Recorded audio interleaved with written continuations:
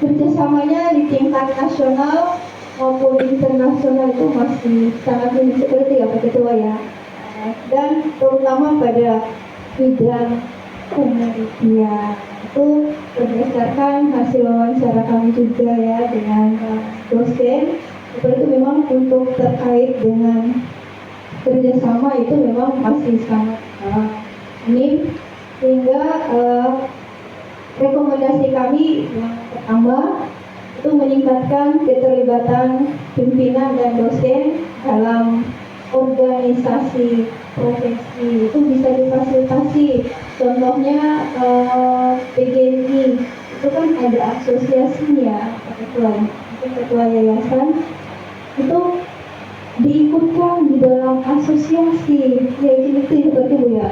Dengan ketika ikut asosiasi dosen-dosennya ini difasilitasi, itu kan banyak informasi, banyak pengetahuan yang bisa kita peroleh, itu yang bisa diterapkan di kampus kita ini untuk membangun ke depan lebih baik. Itu jadi diikutkan di asosiasi-asosiasi yang ada di lingkup program studi itu.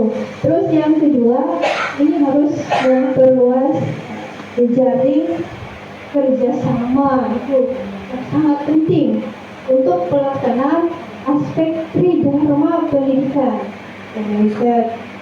penelitian, pengabdian, dan yang paling utama adalah pendidikan. Tridharma itu wajib, maka itu bisa kita buktikan dengan promosi bagaimana penelitian, pengabdian dosen yang masih minim.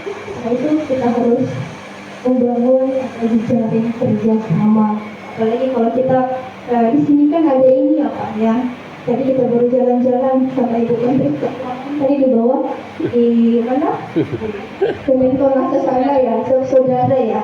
Itu kan ada Kementerian. Kalau sepengetahuan kami itu ada CSR itu Pak. Kan di setiap perusahaan itu kan ada CSR, dana-dana itu ya. Nah, itu kan kalau kita bisa lobby, kita bisa kerjasama, kan kita bisa dapatkan bantuan. Iya, jadi kan kita sama. Ada beasiswa. Iya, ada beasiswa terus untuk jalur CSR itu loh. Jadi dibiar lagi untuk pengembangan untuk pengembangan lingkungan itu kayak gitu ya. Itu bisa didanai. Itu karena kan pengalaman kami juga kan biarkan ada tambang emas gitu. Lalu dana CSR di Pemda itu dikasih dana lumayan loh gitu. Jadi bisa disupport. Nah, dengan cara itu kita bisa membangun jejaring kerjasama. Itu di bagian ini sudah langsung digabungkan dengan hasil wawancara. Terus yang ini karena masih berbicara dengan sistem tata pamong. Nah, ini agak mohon maaf tua, ada penjelasan ini agak bendahara ya. Bendahara ya. Agak krusial. Sekali lagi kami mohon maaf karena masih tata pamong yang kuat itu kan sangat mempengaruhi dinamika kerja organisasi. Nah, kemarin hasil wawancara kami ya, ini agak sensitif ya, tapi mau harus saya sampaikan seperti itu. Kesejahteraan itu kan sangat mempengaruhi bagaimana aktivitas itu bekerja dalam sebuah organisasi. Nah, ini kami coba berhasil saya sudah ya, tapi nggak mau ya, jadi mohon maaf ketua yayasan ya. Itu perbaikan dalam hal sistem gaji ya, seperti itu ya, gaji dan kesejahteraan seperti itu. Kesejahteraan itu hanya rekor. Jadi mohon maaf ya, nggak usah. Baik, kan tadi udah di-skip, itu hanya kami sampaikan tata pamong kesejahteraan dari dari sivitas yang ada di situ ini perlu diperhatikan biar kalau sehat, sejahtera, insya Allah kinerja untuk mendukung tata pamong ini akan sangat kuat juga. Nah, itu yang perlu, yang kemarin itu sampai di kinerja itu kan contoh untuk tata pamong itu, ini kami sarankan ya Pak, kinerja dari teknik dosen itu perlu ada digitalisasi untuk kita melacak, ya. Karena kalau itu kan masih secara manual semua, absennya lewat kertas, ya. Jadi kalau kami coba sarankan biar ini terpola dengan bagus dan bisa ada sistem digitalisasi, pimpinan bisa mengontrol dengan baik, minimal ada fingerprint itu, Pak. Fingerprint kan langsung kader langsung hadir kayak gitu, dari aja itu kan, itu secara ini digitalisasi di dalam sistem kepegawaian kita, baik untuk tendik maupun untuk dosen. Jadi datang langsung kelak itu ya, apa sistemnya itu kayak kerja itu fingerprint, ya, fingerprint cekok gitu, iya, daripada nulis begini lah saya hadir ternyata tidak, itu kan kita tinggal adakan satu alat rekomendasi kami untuk sistem digitalisasi terkait pengukuran kinerja dari pegawai, dalam hal ini dosen dan pendik. Itu yang perlu diperhatikan. Terus yang ini masih terkait dengan kriteria 3, ini mahasiswa. Salah satu kelebihan yang kami lihat di mahasiswa itu sistem penerimanya sudah secara kredibel, transparan, ya, semua sudah. Namun ada salah satu kekurangan di mana yang kami coba potret, lihat juga pas wawancara bahwa ternyata jumlah pendaftarnya, ya, siswa yang diterima itu belum memenuhi daya tampung yang masih kurang, ya. Dan itu kami bisa buktikan dengan apa? Dengan wawancara dengan mahasiswa. Kita bisa nanya, kenapa kamu masuk ke sini? Padahal tidak ada yang lain, Bu. Ibu orang tua bilang, usah jauh-jauh kok kuliah di mana? Apa istilahnya mengasaskan itu? Dia sudah kamu kuliahin aja di sini, seperti itu. Malah ada yang sampai isen bilang, Bu, sebenarnya saya itu lulus di Manado, Ibu. Tapi sudah, karena di sini ada, saya sudah masuk aja di sini, saya kelas saja, seperti itu. Jadi karena daya minatnya masih agak kurang, kayak itu istilahnya, daripada saya tidak kuliah, Ibu, ini ya saya kuliah aja di SKIDDI kayak gitu. Jadi menghilangkan hikmah seperti itu, maka kami merekomendasikan, Pak, ayo, dan saya juga kemarin sudah menyampaikannya ke dosennya, ke tendingnya, seluruh, dengan cara apa? Ayo mari kita sama-sama membranding. Itu salah satu rekomendasi kami, yaitu kita meningkatkan promosi. Ini ada style loh, dengan apa? Promosinya atau kita membrandingnya lewat media sosial kita, bisa di IG, bisa di Facebook, terus bisa di mana itu? Di TikTok. Kemarin saya sampaikan, kalau kita kayak mau beli barang tuh, Bu, nah kita kan pasti kita lihat reviewnya kan, barang ini bagus, kayak seperti itu. Nah, kemarin saya sudah sampaikan juga kepada stakeholder juga, mereka menyampaikan hasil wawancaranya bahwa memang, Bu, ini promosi dari dari kampus ini memang masih agak kurang. Dan itu dibuktikan juga dari alumni. Alumni itu menurut informasi yang kami peroleh belum maksimal dilibatkan di dalam proses sosialisasi seperti itu. Jadi salah satu cara bagaimana meningkatkan animo mahasiswa untuk masuk ke sini, kita harus sama-sama membuat promosi, membrandingnya dengan cara apa? Melibatkan stakeholder, terus melibatkan alumni, itu dan seluruh aktivitas bergerak seperti itu. Bapak Ibu, biar mahasiswa kita itu meningkat dari tahun ke tahun. Karena kalau mahasiswanya menurun, pasti kan pendapatan juga berkurang. Dan Bapak Ibu, kalau ini kami perlu sampaikan, ini akan sangat mengancam tentang akreditasi perguruan tinggi nanti.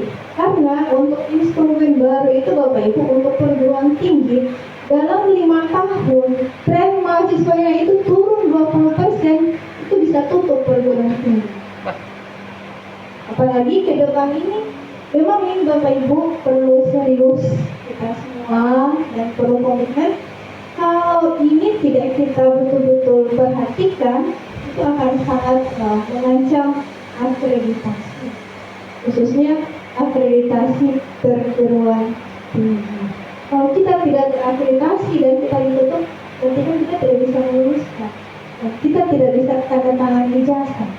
Itu konsekuensinya ke sana, sehingga untuk mahasiswa itu adalah PR besar untuk kita semua. Itu yang bisa kami sampaikan terkait untuk kriteria ketiga. Yang berikut tentang dosen dan teknik, kelebihan yang coba lihat. Pertama, untuk proses seleksi dan baik dosen dan teknik itu sudah dilakukan secara sistematis, walaupun dalam beberapa aspek memang kemarin yang sesuai dengan hasil wawancara kami dengan teknik itu kalau dibilang hampir 100%.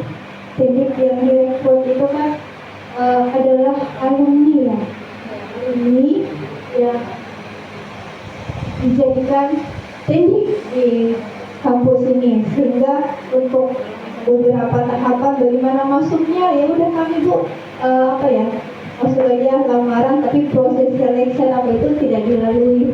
Oke lah, nggak apa-apa, dimaklumi. Jadi kedepannya usahakan lebih di lain kita tetap memperhatikan rambu-rambu itu, tetap ada tesnya. Nah, tes yang di sini yang dibutuhkan adalah tes komitmen dari dosen ataupun teknik itu untuk membangun stay ini. Kalau ada komitmen di awal kan enak. Jadi surat pernyataan bahwa saya betul-betul siap mengabdi lahir batin di stay BDI. Tuh. Nah, kekurangannya yang pertama untuk dosen, untuk yang bergelar doktor masih minim ya, masih kurang, itu hanya sekitar 16,67%, dan belum ada guru besarnya ya, itu salah satu kekurangan. Terus yang berikutnya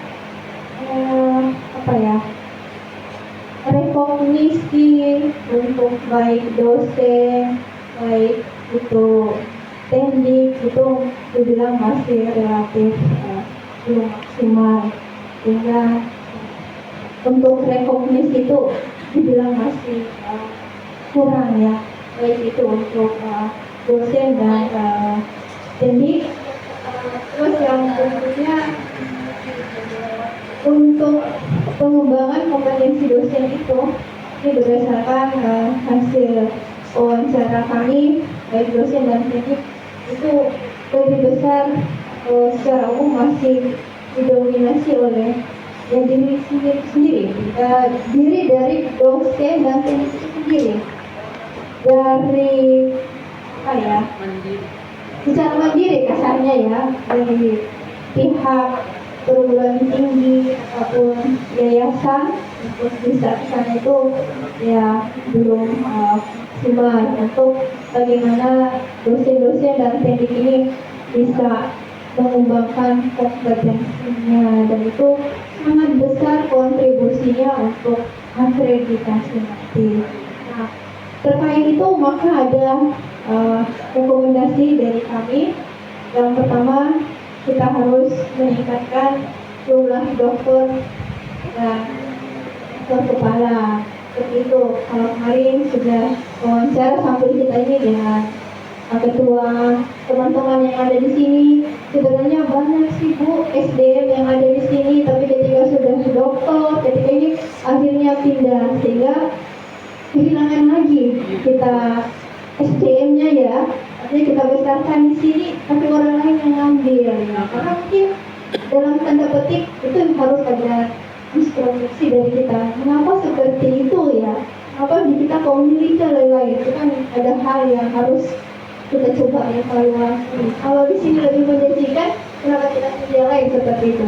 Sehingga itu kami sarankan ketua, ya sudah kalau seperti itu kasusnya, karena mungkin mohon maaf karena yayasan, berarti kita coba rekrut. Jangan yang fresh graduate, yang baru-baru. Ambillah yang memungkinkan dia sudah ber-KTM, tidak memungkinkan dia lagi untuk bisa ikut penerimaan CPNS. Saya Gunawarman kemarin, ya sudah expired, saya sudah lewati kode umurku, jadi sudahlah saya di sini saja. Seperti itu. Nanti nggak ambil nomor lain ya, kayak gitu ya, Pak Ketua. Jadi kalau mau rekrut SDM, ya teknik dan dosennya ya sudahlah kita rekrutlah yang umurnya udah tidak memungkinkan dia ikut PNS, sudah punya cucu. sudah cucu dia, tapi masih jiwa muda. Tapi itu semua lagi-lagi kompensasinya itu kesejahteraan yang harus diperhatikan. Yang berikutnya adalah ini masih hasil wawancara kami untuk SDM-nya ini itu terkait dengan dukungan dana, ya. Dukungan dana untuk peningkatan kompetensi dari dosen itu masih sangat minim, sehingga itu izin Bapak Ibu pimpinan perlu diperhatikan tentang support bagi dosen dan pendidik seperti itu, untuk dia bagaimana bisa mengembangkan kompetensinya. Ini saya langsung kaitkan dengan kriteria 7 dan 8 tentang penelitian dan pengabdian. Kenapa saya sampaikan bahwa support atau dukungan dana untuk dosen maupun pendidik itu masih minim? Itu bisa dibuktikan hasil wawancara kemarin. Ternyata untuk penelitian dan PKM dosen saja itu secara umum masih dilakukan secara mandiri seperti itu. Kalaupun ikut hibah, itu kan hibahnya pemenang kitab Dimas. Itu pun kitab Dimas itu kan bersaingnya di pusat. Nah, pasti agak susah lah. Kalau kami juga itu sebenarnya ada Bapak Ibu, ada kitab Dimas itu betul, tapi itu diambil anggarannya dari POP yang ada di perguruan tinggi itu. Karena Bapak Ibu, ini untuk akreditasi minimal dana yang harus disiapkan untuk dosen melakukan pengabdian itu paling minim itu 5 juta. Tuh minimal. Dan untuk pengabdian, untuk penelitian itu 10 juta. Jadi PKM-nya 5 juta dianggarkan. Terus untuk penelitian itu minimal 10 juta. Iya, per orang. Itu kalau kita mengacu ke akreditasi itu minimal harus difasilitasi. Nanti Pak Ketua berpikir ada fasilitator yayasan, namanya uang yang harus saya siapkan itu digilir saja.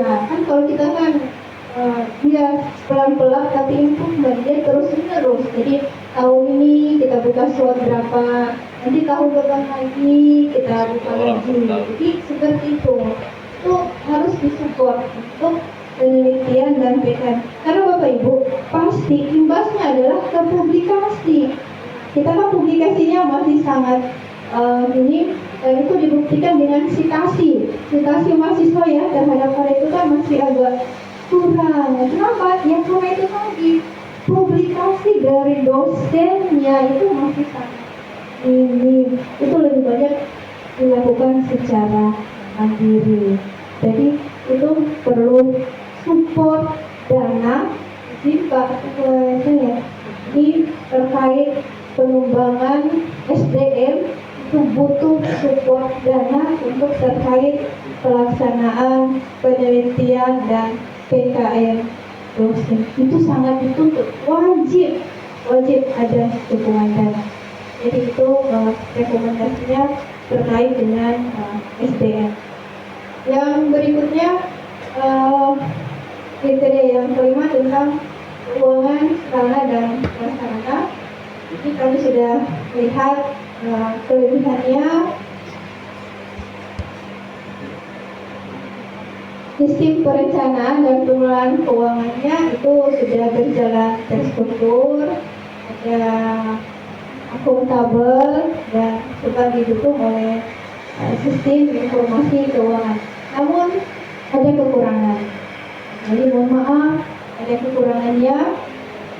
Yang pertama adalah anggaran untuk kegiatan tridharma, khususnya penelitian dan pengabdian kepada masyarakat itu masih terbatas. Jadi lagi-lagi ngomong tadi saya dari awal kami dana terus, karena di sana muaranya Bapak Ibu. Mutu itu kan harus didukung oleh dana juga. Yang kedua, kekurangannya adalah infrastruktur teknologi informasi itu belum mutakhir. Ya, itu berdasarkan hasil konfirmasi kami juga kemarin bahwa itu lebih banyak masih secara manual. Jadi kekurangannya dan antar unit itu belum terintegrasi secara optimal, termasuk ini siakapnya, sistem informasi akademiknya itu belum optimal, servernya, terus bandwidth-nya juga masih kurang. Itu berdasarkan, mohon maaf, hasil wawancara kami itu sampai ke bagian operatornya, kami konfirmasinya juga kepada mahasiswa hasil wawancara kami. Gimana sih wifi di sini? Ya cuma sampai sini Bu, di ujung sana ada ketemu seperti itu. Jadi akses wifi-nya itu belum sampai menyentuh ruang kelas paling belakang ya. Katanya hanya sampai seputaran sini, dan itu sangat cocok ketika kami konfirmasi ke bagian operator. Ternyata bandwidth-nya masih sekitar 80 Mbps ya, jadi masih sangat kecil, sehingga semua itu mengakses internet itu langsung loading. Itu salah satu kekurangannya. Dan yang berikut beberapa sarana. Ini yang kami tadi juga sudah sempat kunjung. Yang pertama ini adalah laboratorium eco teaching, terus lab komputer itu masih memerlukan peningkatan kapasitas dan pemeliharaan. Idealnya kalau untuk prodi PGI ini itu kan harus ada lab IPA-nya, terus usah lab IPA-nya, lab mikroteaching aja itu kan sederhana pendidikan tuh. Jadi dia belum sesuai standar, yang namanya standar untuk lab mikroteaching itu seperti apa. Kita harus ada ruang sendiri, ada ruang observasi, terus ya ada kan nanti praktek itu. Jadi dia ada satu ruangan mengajar, nanti ada ruang observernya ada. Jadi kalau mohon maaf sekali, kalau seperti itu kan hanya seperti ruang kelas biasa saja. Itu bukan lab untuk mikroteaching. Mohon maaf sekali. Kami tidak ada maksud ya, tapi ini untuk pengembangan ke depan biar stay jauh lebih baik ya. Kecil-kecil tapi cabai rawit, itu istilahnya Bapak Ibu. Kecil tapi luas, mantap. Jadi sehingga rekomendasi dari kami itu yang pertama sumber pendanaan, verifikasi sumber pendanaan itu melalui tadi karena untuk penelitian masih kurang, peningkatan kerjasama, hibah penelitian dan PKM, serta pengembangan unit usaha kampus. Kalau tadi di awal saya sudah sampaikan, kita bisa join dengan perusahaan-perusahaan kan bagian di sini kita dengan tendanya ada, kita bisa jalin kerjasama biar untuk menambah pendanaan kita terkait dengan penelitian dan terkait dosen-dosen. Terus yang kedua, ini wajib Ibu ini mengembangkan sistem integrasi siakat Bapak Ibu. Jadi kalau Bapak Ibu itu mohon maaf kali, kalau masih secara manual itu agak sulit.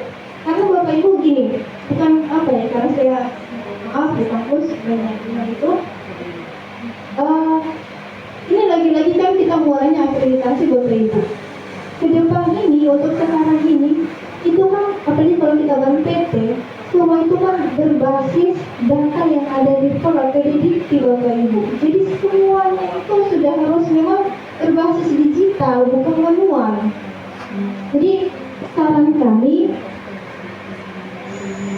kita harus serius, kita harus membangun digitalisasi terkait dengan sistem akademik kita. Gitu. Kalau mungkin ada yang apa ya, kita bisa gunakan. Kalau kita belum bisa buat sendiri, kita harus apa ya Bapak Ibu, kita bisa menggunakan pihak ketiga atau vendor. Itu kan yang sekarang ini yang banyak digunakan itu, bukan saya promosi ya, kita pakai Sevima.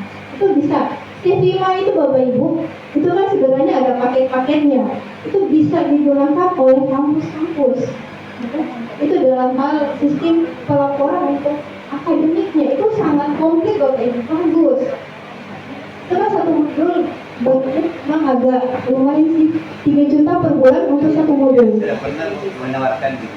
Iya, jadi itu bagus. Nah, itu akan sangat, dia akan connect Bapak Ibu dengan laporan pendidik ya, seperti itu Bu. Karena Bapak Ibu kalau manual, laporannya kepada pendidik itu kayak itu agak sulit.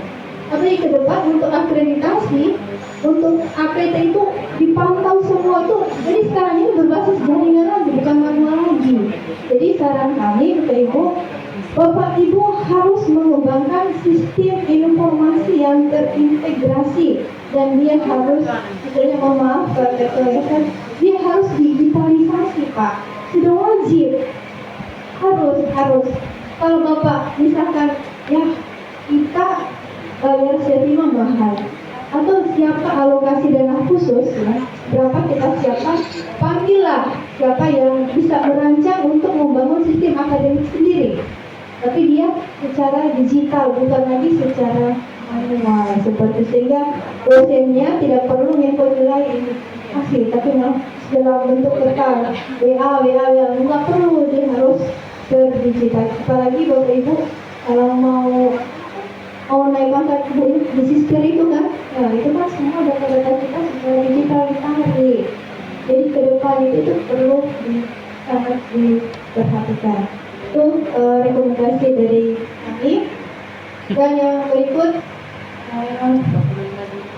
melakukan modernisasi dan pemeliharaan secara berkala, khususnya terkait fasilitas-fasilitas yang ada di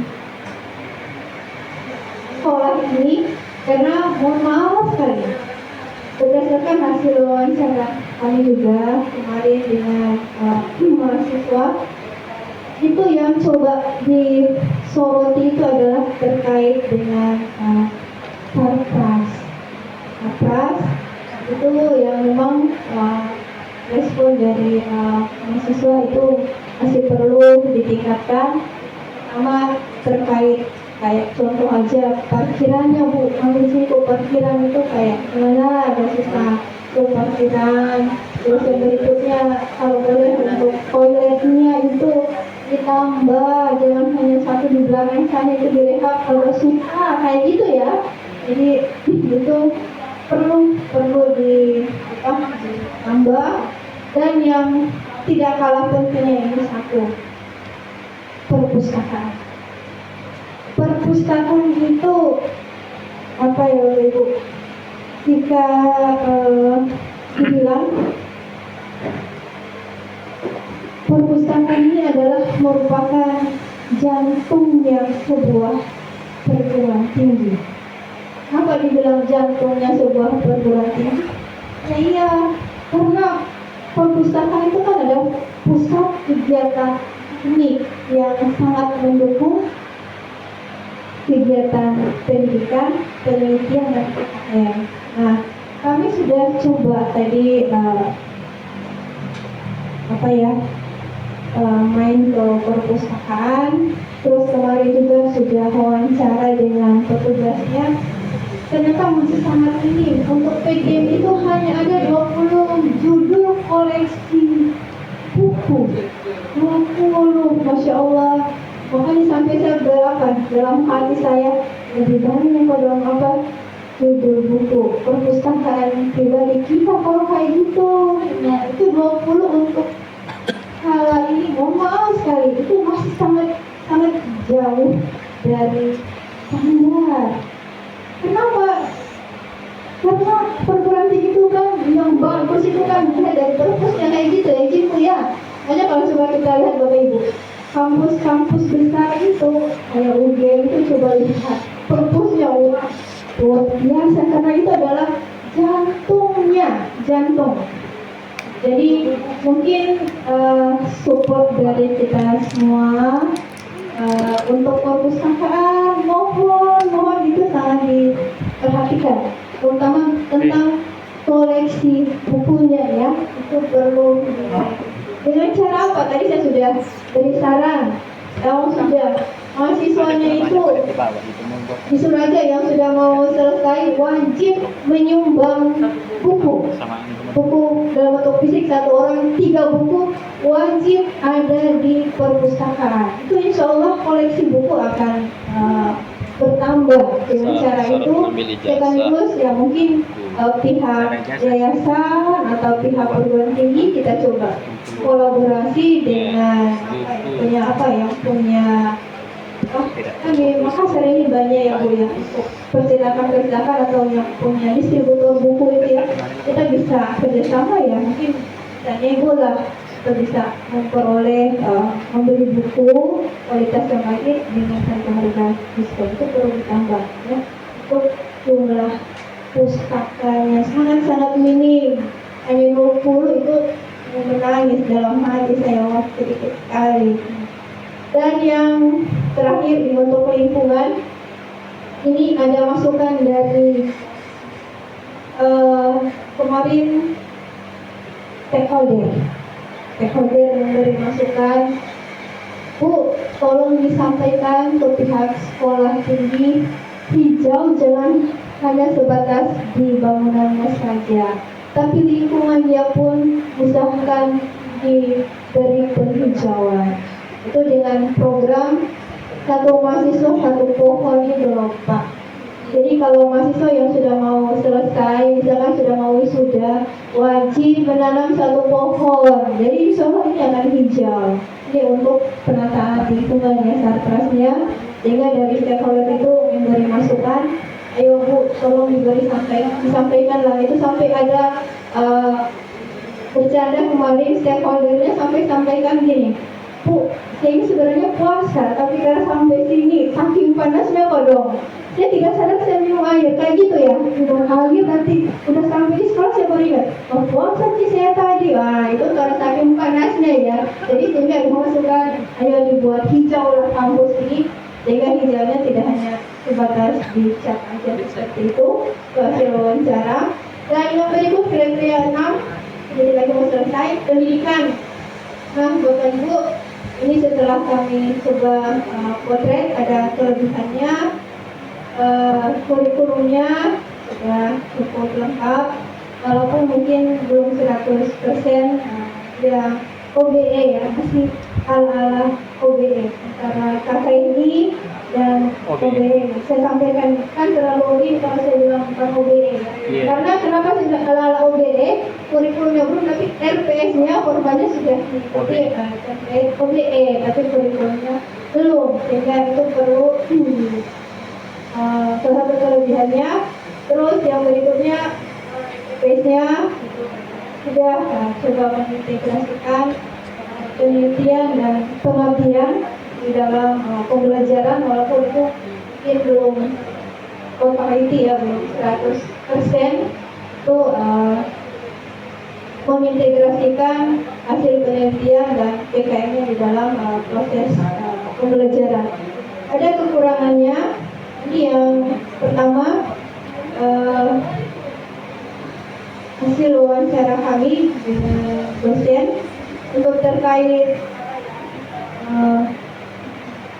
unsur pendidikan itu untuk proses digitalisasinya itu belum maksimal dalam proses pembelajaran, sehingga disarankan bagaimana kita pihak yayasan institut atau itu harus ada digitalisasi dalam proses pembelajaran atau kegiatan akademik, di mana itu melalui penguatan misalkan LMS, ya kemarin kan belum ya, jadi hanya masih sebatas menggunakan Google Classroom, kayak gitu ya. Jadi itu perlu ditingkatkan, dan seperti tadi kita juga digitalisasi sistem pendidikan kita, akademik kita, itu tadi Pak izin kita bisa menggunakan pihak ketiga, ya dalam hal ini vendor ya, itu kita bisa menggunakan Hima lagi ya, saya katakan kenapa Hima ya, udah itu yang paling praktis Bapak Ibu untuk kita bisa gunakan.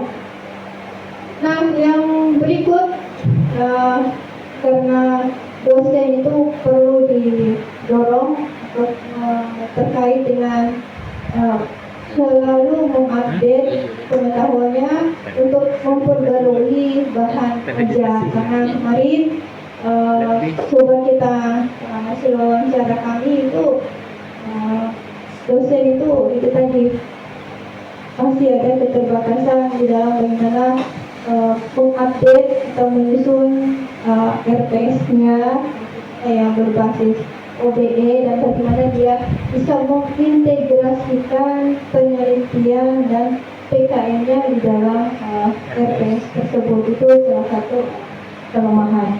Dan yang terakhir ya tadi yang penelitian dan pengabdian saya sudah sampaikan. Untuk sistem penjaminan mutu, nah ini coba kami lihat sudah ada ketua LPM-nya sudah, namun untuk sistem perangkatnya sudah cukup baik. Nah, ada yang masih kekurangan untuk kompetensinya Pak. Nah, perlu ditingkatkan.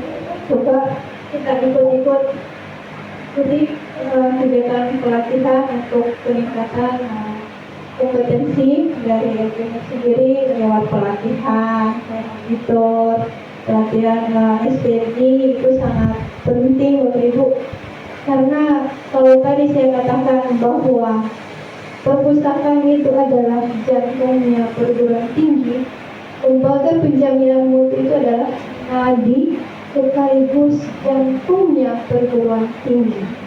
Karena itu menjamin mutu kita itu adalah di lembaga penjaminan mutu, termasuk akreditasi, bukan? Dan itu bukan hanya tugasnya LPM, di seluruh sivitas yang ada di KIPD. Dan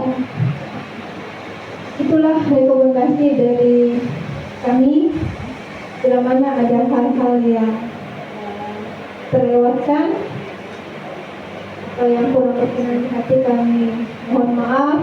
Dan Bapak Ibu, kata kuncinya tadi sering saya sampaikan dan berulang kali saya sampaikan, mohon maaf, di sini butuh komitmen kita semua, ya, karena rekomendasinya akan hanya sekedar menjadi catatan, tidak akan ada follow up-nya bila mana tidak ada komitmen dari kita.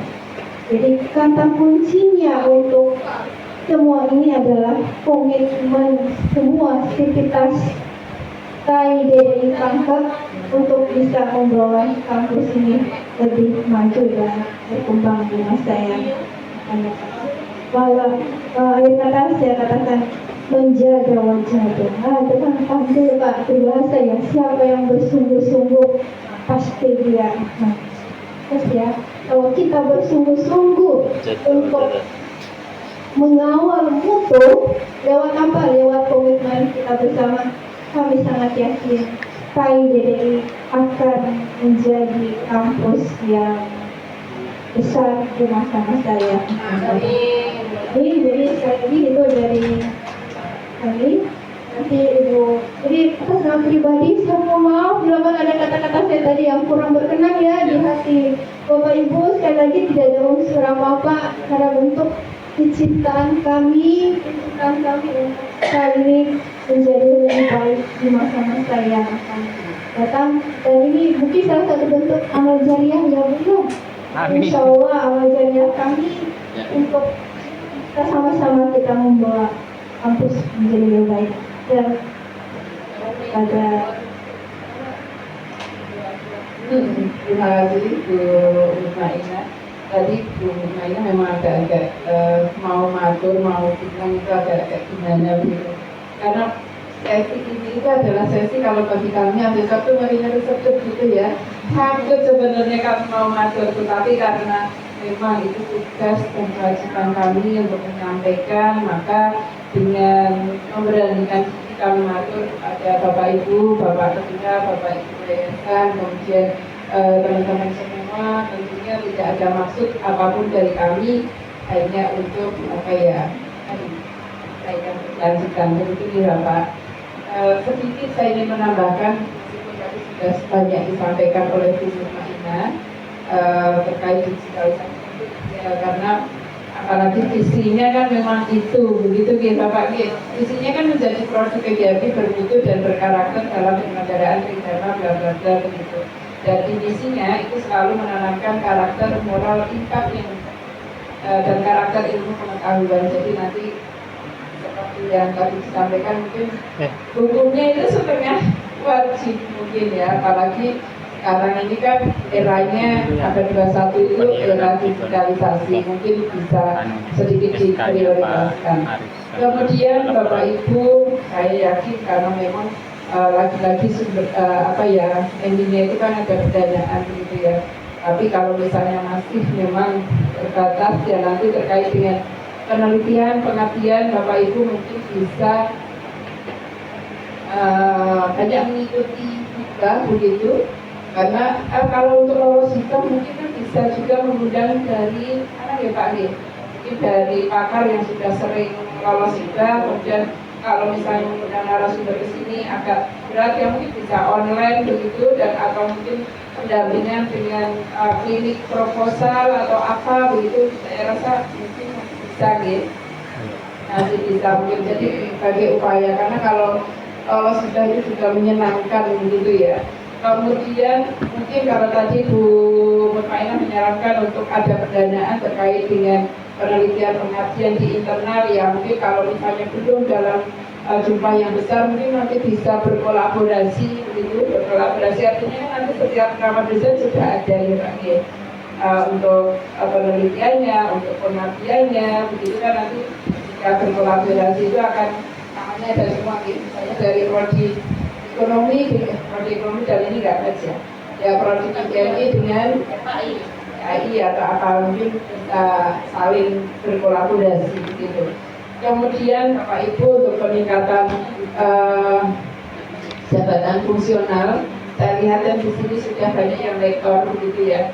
Untuk lektor kepala itu sekarang kan tidak sesusah zaman dulu, harus fokus begitu. Jadi kalau Bapak Ibu, kemarin saya sempat menyampaikan bahwa saya ada teman, tapi sekali lagi saya tidak promosi begitu ya. Angkat tangan, saya tidak promosi dan tidak mempromosikan, hanya niat membantu. Di teman saya itu ada 2 jurnal Sinta 2 begitu ya, yang uangnya tidak sebanyak yang seperti disampaikan oleh Pak Jalil. Pak Jalil itu tadi kan 5 juta. Itu tuh mungkin saya juga belum tahu, tetapi sekitar 2,5 juta.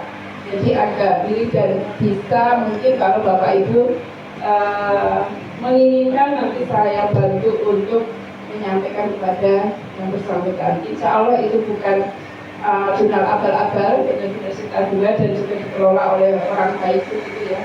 Itu ada beliau baik banget, pasti dia baik. Jadi monggo kalau Bapak Ibu nanti menginginkan, saya rasa itu akan membantu kalau mau lektor kepala dan lain sebagainya. Maju Pak Sira. Mungkin itu Bapak Ibu, saya kembalikan sekali lagi kami mohon maaf yang sebesar-besarnya. Assalamualaikum warahmatullahi wabarakatuh. Waalaikumsalam.